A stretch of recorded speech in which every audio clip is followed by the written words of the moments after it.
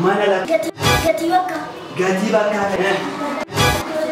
Malah tulis buat alma. Digital. Irang gede hilang aja buat barang merah.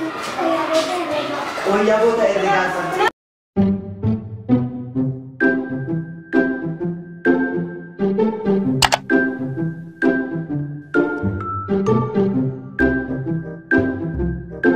Amma kawalin barannu lakkoofsota abbaa digiti sadii walitti da'uu kan jedhu baranna. Isaan dura garuu mee waan barachaa turre harka baasee inni nu yaadachiisa.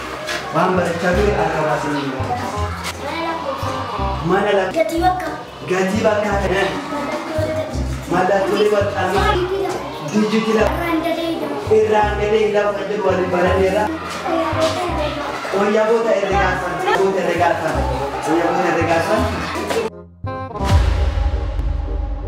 Ilala, warigani mo ilala.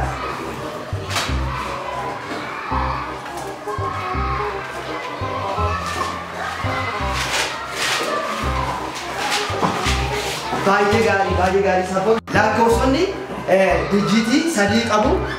Abbaa digitii tokko, abbaa digitii lama, abbaa digitii sadii, abbaa digitii afurii kan jedhaman jiru. Abbaa digitii tokko eenyuun himame? Abbaa digitii tokko lama sadii afur shan ja'a torba saddeet baay'ee gaarii lama abbaa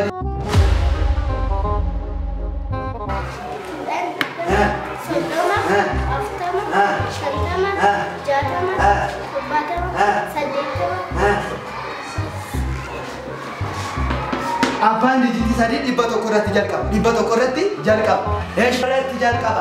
irratti jalqaba.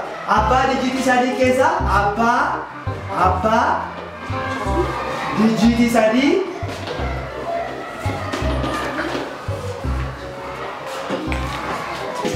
mee abbaa digitii sadii